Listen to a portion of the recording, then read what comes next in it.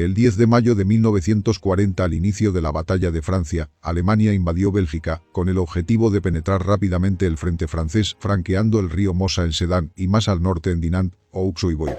Desde los primeros combates de diversión que tuvieron lugar más al norte, a lo largo del canal Alberto, las tropas especiales alemanas se apoderaron de la fortaleza de Eben-Emael, que tenía reputación de inconquistable. Esta derrota y la penetración hacia el Mosa, los días 13 y 14 de mayo, llevaron al ejército de Bélgica a replegarse prácticamente sin combatir hasta la línea Amberes-Wavre, luego al río Escalda y finalmente al río Lys. Tras este río, aunque poco propicio para una batalla de contención, una buena parte del ejército belga combatió ferozmente entre el 23 y el 28 de mayo de 1940, no cediendo más que algunos kilómetros de terreno a las poderosas divisiones alemanas. En pocos días murieron 3 millares de soldados belgas y un número seguramente mayor de alemanes. Únicamente el simple combate de Vint provocó más de 150 muertos y 1.500 heridos a los alemanes el 27 de mayo.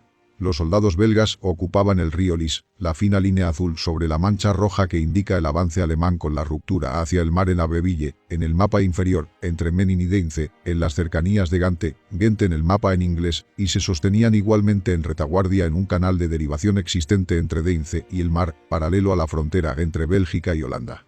Luego se verá con mayor detenimiento, pero de las 8 divisiones flamencas de infantería desplegadas tras el Lys, 5, en grados y de modos distintos, defeccionaron, mientras que las tercera, quinta, octava, décima quinta y 17ª divisiones de infantería valonas, sin incluir las divisiones de cazadores de las Ardenas, no se hundieron, sino bajo el fuego enemigo, siendo aún capaces de infligirle una fuerte derrota el 27 de mayo en Vint. El frente se rompió el día 27 a mediodía. El comandante en jefe del ejército de Bélgica, el rey Leopoldo III de Bélgica, decidió esa misma tarde el envío de un parlamentario a los alemanes. Estos exigieron la capitulación incondicional del ejército para el 28 de mayo por la mañana, la entrega de todo el material militar y el libre acceso hasta el mar. En ese momento pareció oportuno, aunque sea aún hoy en día objeto de controversia, que esta decisión del rey de Bélgica se tomara sin demasiado contacto con los aliados británicos y franceses. El consejero militar del rey, general Raoul van Overstraeten, pensaba que el ejército belga habría podido resistir todavía un tiempo. Es cierto que la capitulación incondicional del ejército belga dejó al descubierto el flanco derecho de las tropas británicas que iban a iniciar las operaciones de reembarco en Dunkerque. Y es igualmente cierto que las tropas británicas y francesas sostuvieron hasta el día 4 de junio el perímetro alrededor de Dunkerque, es decir, hasta bastante tiempo después de la capitulación belga en el mismo teatro de operaciones. Esta es la opinión de Henry Bernard, profesor honorario en la Escuela Real Militar. Todo parece demostrar que una buena parte de los soldados valones, sobre todo, pero también una parte importante de los soldados flamencos no libraron aquí un combate desesperado, sino por el contrario, un combate que esperaban victorioso contra un adversario temible, por los recuerdos de 1914 en la Primera Guerra Mundial y por el carácter totalitario del régimen nazi alemán. Los historiadores militares miden la combatividad de las tropas en razón del número de muertos y heridos de las unidades participantes. Hervé Askin ha mostrado que el 51,3% de los soldados muertos en las operaciones estaban domiciliados en Valonia, el 39,9% en Flandes y el 8,8% en Bruselas, aun cuando la población valona solo representaba entonces poco más de un tercio de la población total. Por el hecho de capitular y constituirse en el mismo acto en prisionero de guerra junto con sus soldados, el rey Leopoldo III atrajo sobre sí las iras del francés Paul Reynaud, pero también del británico Winston Churchill y del propio gobierno de Bélgica, dirigido por el católico Valon Hubert Pierlot, que creía necesario que el rey prosiguiese en la lucha fuera del territorio nacional codo a codo con los aliados. Es lo que el gobierno belga finalmente decidió hacer, manteniendo de este modo a Bélgica en la guerra en el bando aliado, contra la opinión del rey. Es igualmente innegable que varios regimientos de tropas flamencas de infantería se batieron sin convicción en la línea de Lys. Lo que permite diferenciar a los regimientos valones de los flamencos es el hecho de que el ejército belga hubiera efectuado ya la segregación lingüística de sus unidades en 1938. Varias obras han analizado la pertenencia lingüística de las unidades y el orden de batalla del ejército belga en 1940. Aquí únicamente se hará mención de la infantería. Por ejemplo, el 23 de mayo se rindió una gran parte de la 16ª División de Infantería, que se entregó al enemigo en Gante, al igual que la 13ª. El 25 de mayo por la mañana, la 4ª División, cuyo 15º Regimiento de Línea, se rindió voluntariamente a los alemanes sin combatir, lo que trajo consigo la derrota de la división, se hundió y fue la 1ª División de Cazadores de las Ardenas la que colmató la brecha así creada. La energía de la respuesta de esta unidad, que causó 1.500 muertos y heridos al 225 Regimiento Alemán, está en el origen de la masacre de Bingt, que presenta analogías con otras atrocidades cometidas por los alemanes en 1914, durante la invasión de Bélgica en los primeros días de la Primera Guerra Mundial. Para terminar, diversas unidades de la 12ª División y de la 9ª División se descomponen en los días siguientes. Según Raúl van Overstraeten y Francis Balace, estas defecciones de unidades flamencas influyeron en la decisión del rey, atemorizado por la idea de que estas diferencias de comportamiento en su ejército no llevasen a los alemanes a reeditar su política entre los años 1914 a 1918, a favor de los separatismos flamenco y valón. El comandante Hauteclerc estima que las defecciones se produjeron por la propaganda de la Unión Nacional Flamenca, que explotaba las malas condiciones sociales de los soldados, tanto flamencos como valones.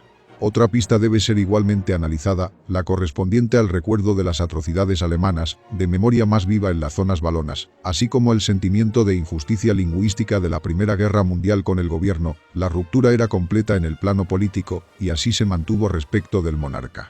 La suerte de los militares belgas no estaba clara en el momento de la capitulación, ya que los alemanes no habían decidido aún qué hacer con ellos. Decidieron mantenerlos en cautiverio y a partir de finales de mayo, 225.000 fueron transportados a Alemania en tren o barco. Los oficiales fueron internados en los Offizierslager, principalmente en Prenzlau, Tibor y Luckenwalde. Los demás militares fueron enviados a los Talags, Soldatenlager. En el cuadro de la Flamenpolitik, Adolf Hitler liberó a los soldados, suboficiales y oficiales de reserva flamencos. Aunque numerosos militares francófonos, entre ellos prácticamente la totalidad de los bruselenses, así como los soldados procedentes de la región de Arlon, lograron superar las pruebas lingüísticas a que se les sometió o fueron liberados de oficio, y recibieron el Entlassungsschein que les permitía regresar a sus casas. La mayoría de los soldados que no hablaban lenguas germánicas fueron mantenidos en cautiverio hasta el final de la guerra.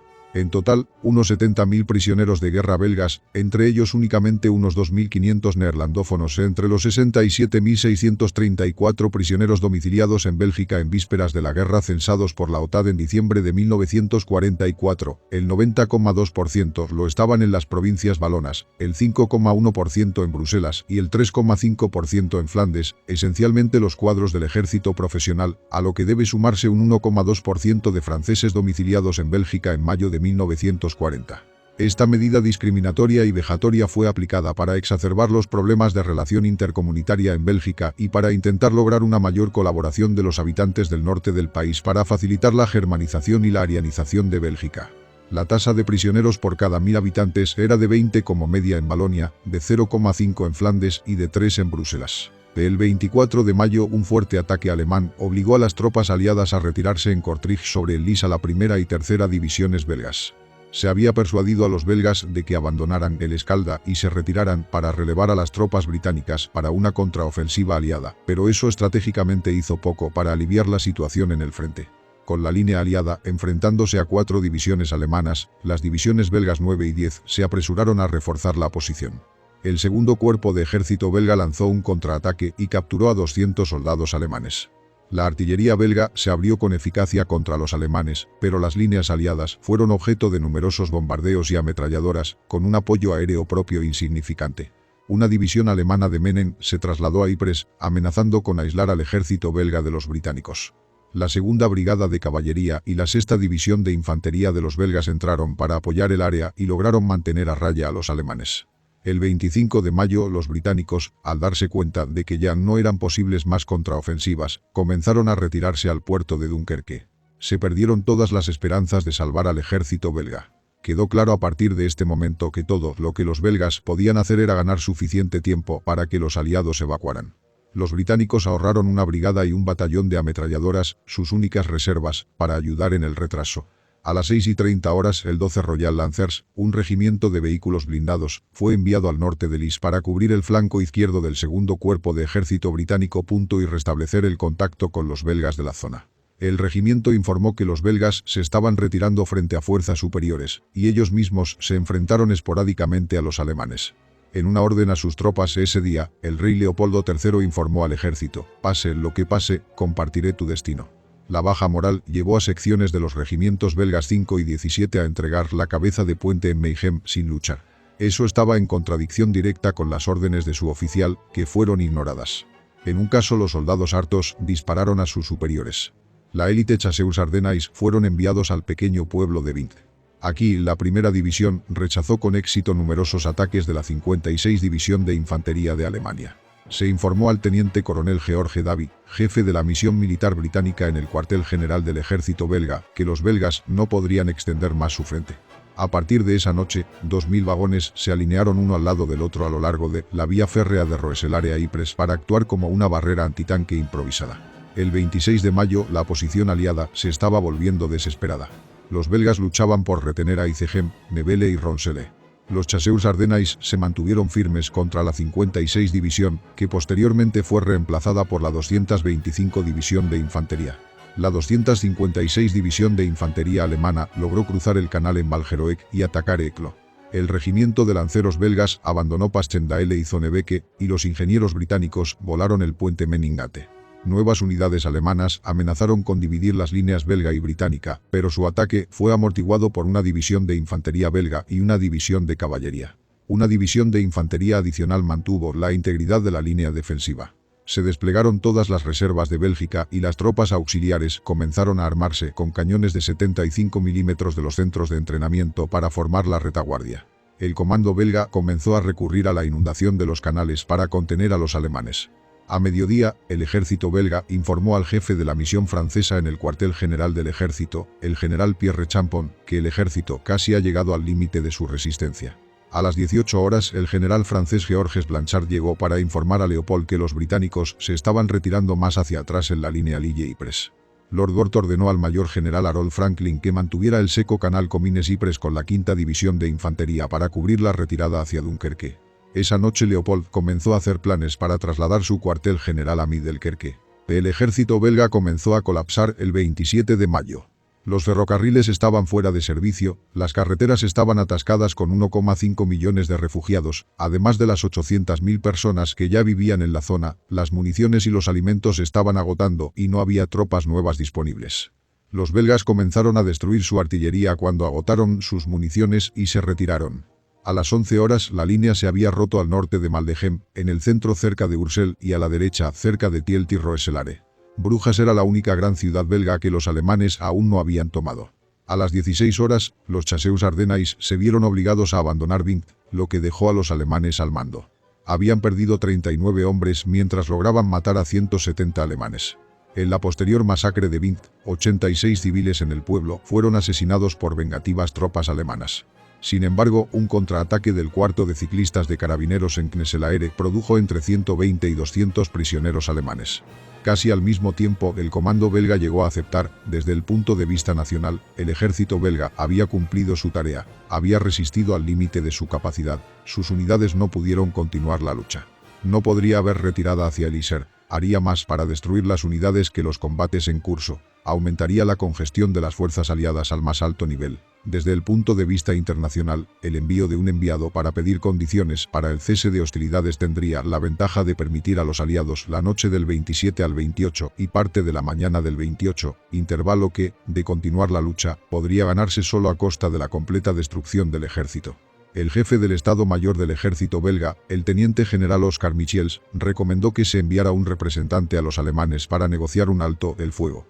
A las 17 horas Leopold decidió enviar al subjefe de personal del ejército, el general de división Olivier de Rousseaux, al cuartel general del 18º ejército alemán. 2 divisiones del ejército francés se retiraron en camiones hacia Dunkerque, mientras que las banderas belgas y los estandartes de batalla se ocultaron para su custodia. Se emitió una orden final de retirada desde el cuartel general del ejército belga a las 20 horas.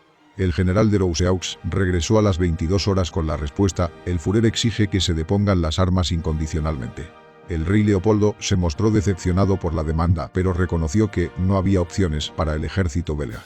A las 23 horas, con todo el apoyo de su Estado Mayor, aceptó la demanda y acordó un alto el fuego a las 4 horas. Los belgas depusieron las armas a las 4 horas del 28 de mayo. Los combates continuaron en la línea Roeselare-Ypres hasta las 6 horas, cuando las tropas estacionadas allí recibieron finalmente la orden de capitular. A pesar de los intentos de los belgas de retrasar a los alemanes el mayor tiempo posible, la rendición enfureció a los aliados, cuyo flanco noroeste de ejércitos ahora era vulnerable al ataque alemán. Los civiles franceses se volvieron cada vez más hostiles hacia los belgas entre ellos. La batalla fue una de las más sangrientas de la campaña belga. De las 80.000 bajas de Bélgica por la invasión, 40.000 ocurrieron entre el 25 y el 27 de mayo. El 30 de mayo, el general Michels pronunció un discurso ante todos los altos oficiales belgas para agradecerles su servicio. La decisión de Leopoldo de permanecer con su ejército y rendirse fue vista como una traición por Hubert Pierlot y el gobierno belga en el exilio. Después de la guerra, la sospecha pública de sus lealtades conduciría a la cuestión real. Al final, Leopoldo abdicó del trono a favor de su hijo. En el Albert Park, en el centro de Kortrijk, la batalla de Lys se conmemora cada año cerca del monumento de Lys de la ciudad.